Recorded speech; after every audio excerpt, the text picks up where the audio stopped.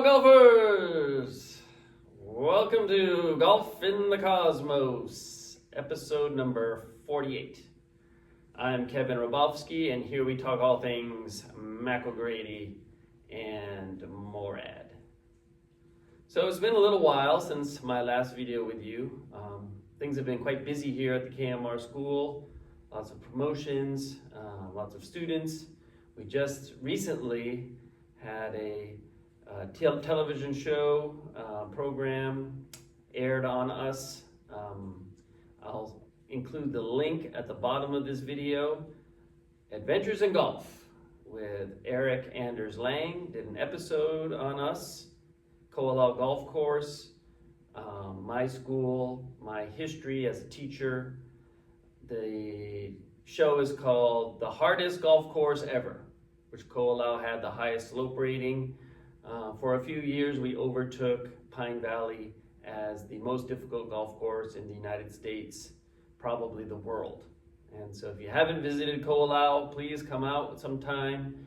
I give lessons to both residents and non-residents. We have lots of packages available. You can play the course, take a lesson. KMR School of Golf has all that information as well. If you've watched the latest episode, Adventures in Golf, watch it again. Yeah, it's very informative. I've watched it 3 times and I still learn some new things. So it's very interesting, very fascinating. Even if you're not a golfer, people have enjoyed it. So please check that out.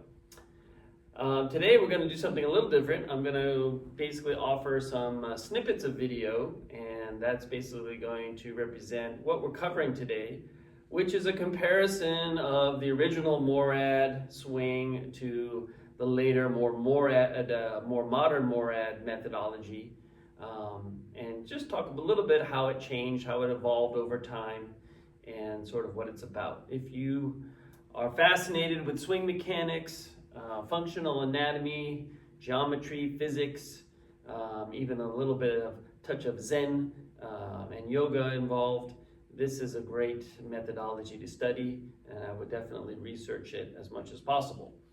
That's what drew me in. So originally the MORAD swing was really derived from maybe 4 general areas. I would say the study of yoga, and also anatomy, functional movement, and then neuroscience, and lastly Homer Kelly's information on in the golfing machine, some of the geometric principles in that book. And that all came together in this original MORAD swing system that Mac used and taught in 1985, 1986, 1987, and had a whole stable of tour pros while he himself played on the PGA Tour. So again, just interesting story, his history, and there's lots online that you can read about. So when we get into the MORAD method, a lot of people basically reach out to me and ask me questions. Obviously there's teachers that teach the MORAD system. Oftentimes they're teaching it based on their reference or their participation in one of the MORAD schools. So that could be in the 80s, 90s, 2000s, 2010s, 2020s.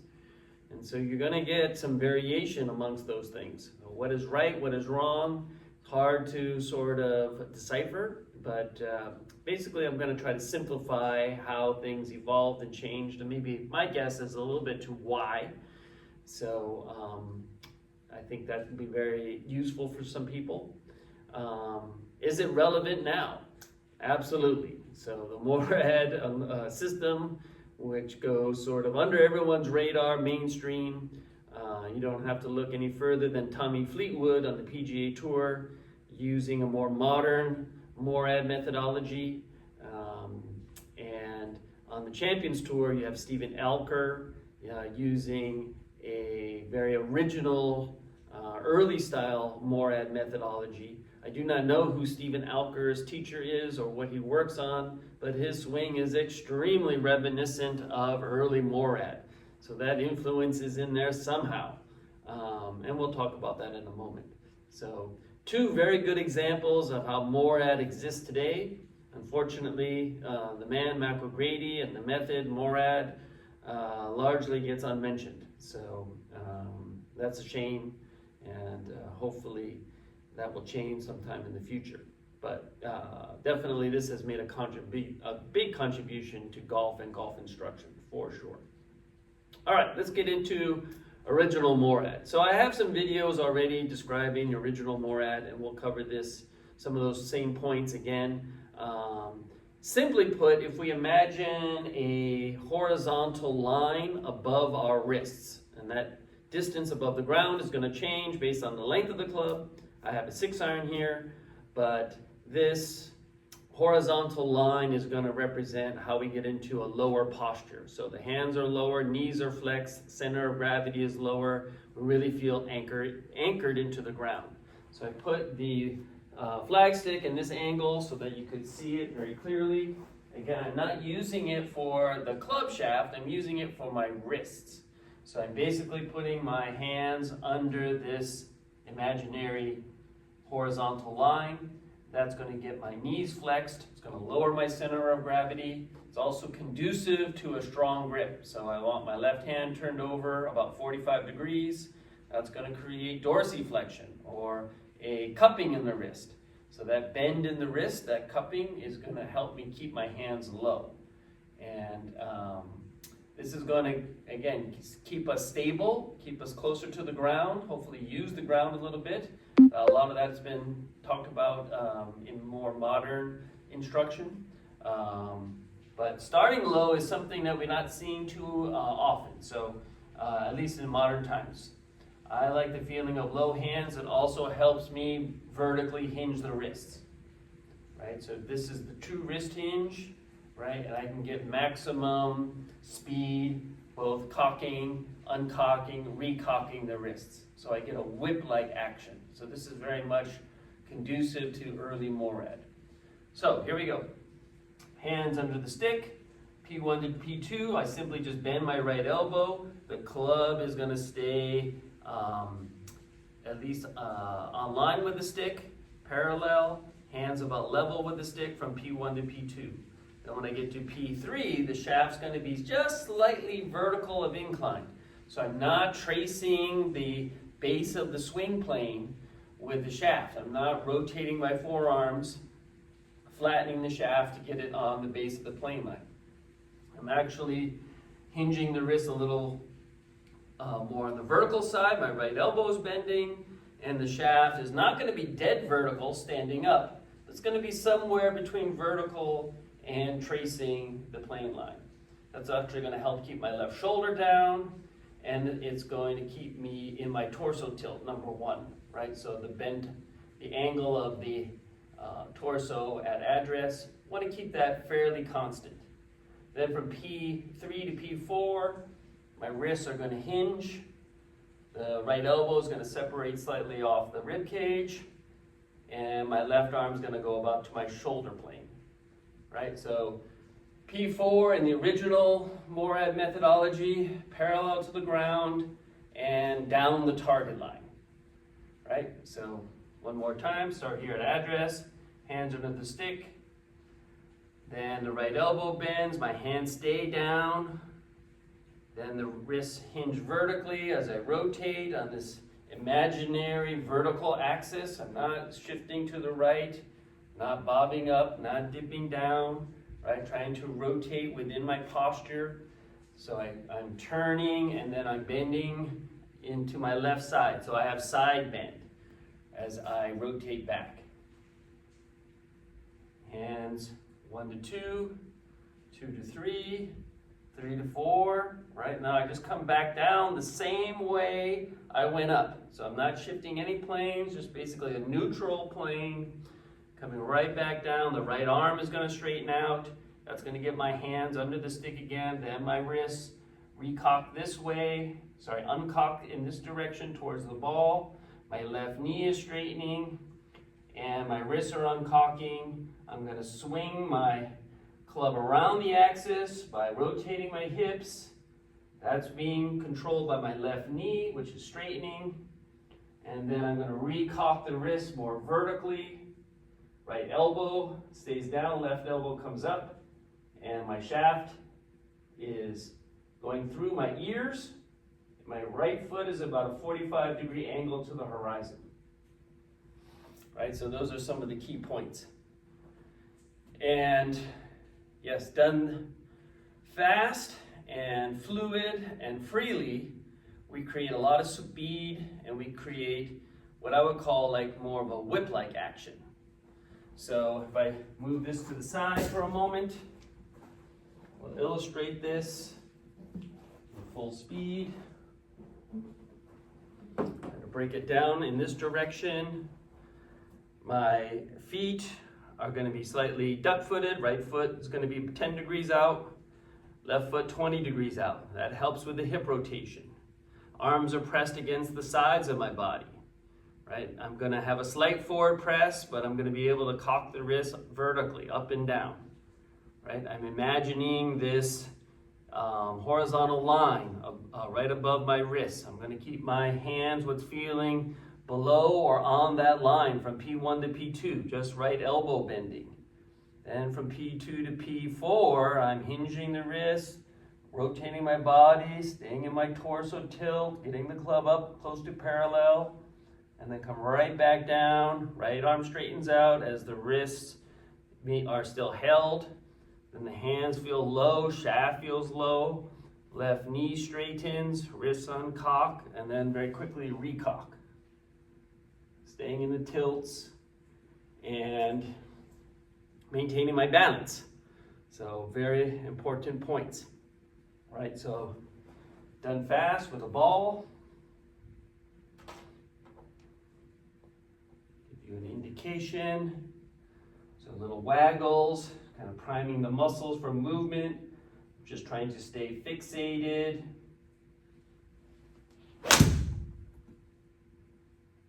And back down. So it looks very clean. Powerful, clean, balanced, fast, creating a whip-like action. Those are really some of the key points to the original MORAD. That's what drew me to the system, what drew me to McElgrady in the late 80s. And so as time did go on, different ideas were implemented into the system. Mac's checklist of variables and of what's in the model of MORAD started to change, and this fluctuation, I think, caused some of the students to fall off, and as well as different, obviously some personality conflicts. Things happen like this, and as a result, we have people that have used a hybrid version of MORAD and have taught that. And so that's pretty prevalent. As the MORAD system evolved, we started to see some interesting changes. One of which is Mac started to really promote a closed stance, so drawing the right foot back, creating more hip turn, maybe a taller posture, and a more tracing the base of the plane line, flat left wrist, and shaft at the top at P4. What might be called laid off, what could be called also just maintaining the tracing of the base of the plane. So these things would look like this. So Mac wanted the club head to go more up the shaft plane, right? And then tracing, so there's a flattening, and then I go up and looking more like this. So the backswing is shorter and then wider. And then as I came down, almost down cocking the wrist, left shoulder stays down, a little opening up of the shoulders to create a CP. The shaft might fall as it's recocking or down cocking, right? And then a more downward compressed hit, long arcing, and then recocking stop. So it became what I would consider a little bit more of a punching feel. And I think this had a lot to do with Max Shift trying to control the golf ball more, hit less errant shots, which a faster, more powerful swing, unless it's perfectly timed, is going to be more susceptible to errant shots. There's a human error variable there that is just going to be part of swinging very fast. And so in tournament golf, and maybe as we age, we want to play maybe a little bit more under control and keeping the ball in play. So I think these are some of the reasons Mac shifted to this style of swinging. So from this angle, Mac would have you close the stance, ball position maybe a little more middle, and then the hands more forward. So there's a little more shaft leaning. The grip, the hands are going to be very close together. 5 major pressure points in your grip. Long left thumb, and basically keeping the hands very close together. The modern MORAD became a little more of a wrist hinge from P1 to P2, and then tracing the butt of the plane, so there's a little more forearm rotation, shaft flattening, and then almost a feeling of uncocking the wrist or straightening the right elbow from P3 to P4, and then down cocking it or sharpening it from 4 to 5 as you opened up, as you had a momentum shift to the left, and then the unwinding sort of stacks it, gets the handle very deep, a lot of shaft lean at impact, a lot of downward hitting, then long arcing, bringing the head back, hips forward, right, and then recocking the wrist, right foot more vertical, a lot more hip action, right, and then back down. Very much, I would say, conducive to a punch shot. So if I demonstrate that from this angle, very closed stance, and Mac's backswing became a lot more deliberate. So very slow, it's going back, tracing.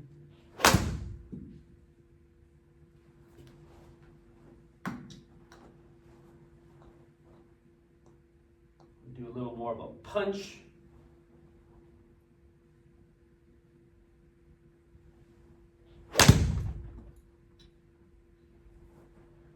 Closer. So that's how things basically changed. And so the videos at the conclusion of my presentation will demonstrate that. And it's pretty consistent all through the bag with driver all the way down to the shorter irons. So I hope this helps clarify some of the changes that we see in the MORAD system. I would encourage people that are curious about MORAD to do research and to do a little exploration, find out what works best for your body and for your thinking. And you can even mix and match a little bit. I do like some of the older ideas mixed with some of the newer ideas, but mostly I would say I'm 80% the original MORAD methodology. I like the feeling of the wrist hinging. So I oftentimes use this comparison. Here's a mallet, right? If I'm using a hammer and a nail, the wrist cock and uncock this way. Of course, I'm facing this direction when I'm hitting the ball. Again, you can see this is going to promote the stronger grip.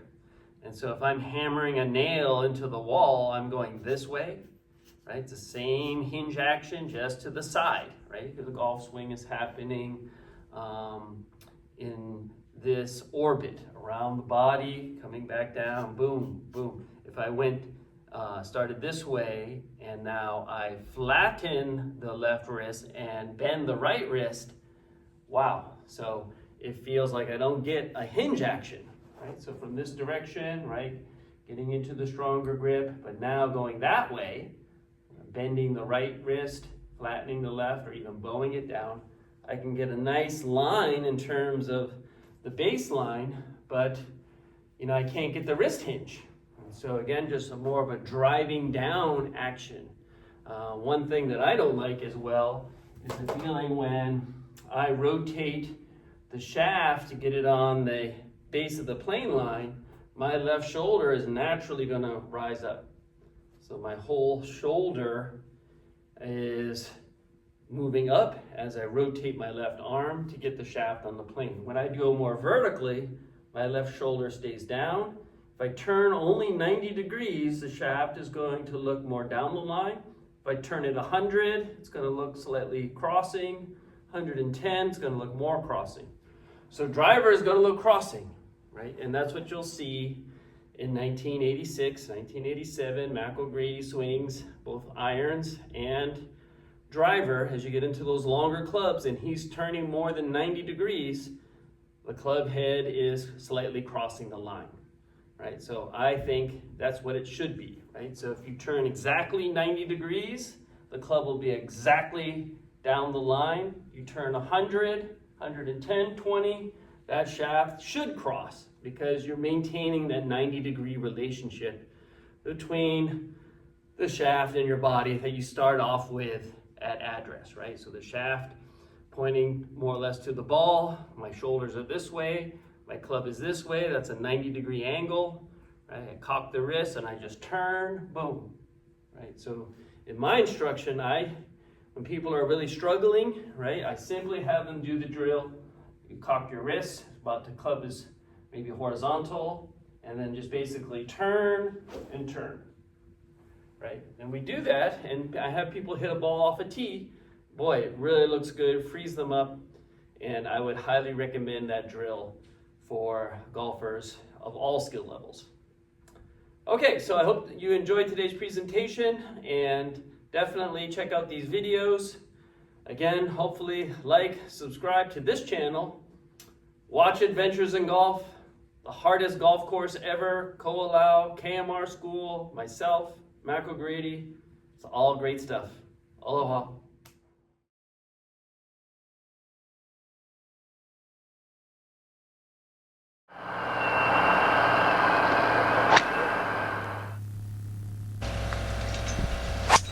There we go. Home videos here.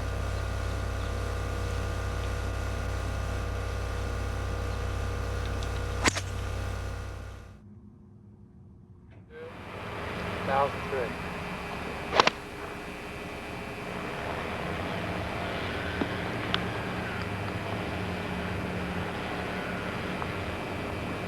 Thousand one, 1002, 1003. 1003.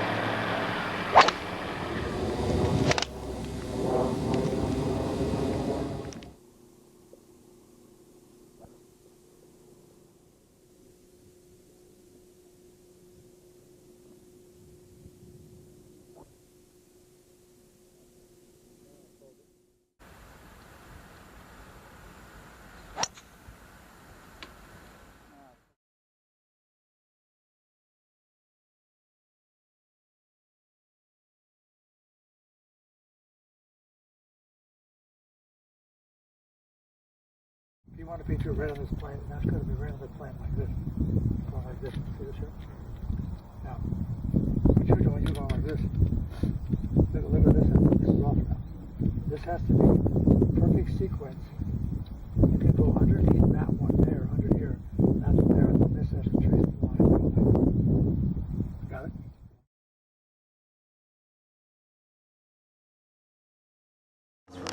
And P3 to P4, this elbow's reflection of the 20 degrees. You got to make sure the left arm of the club shaft doesn't change.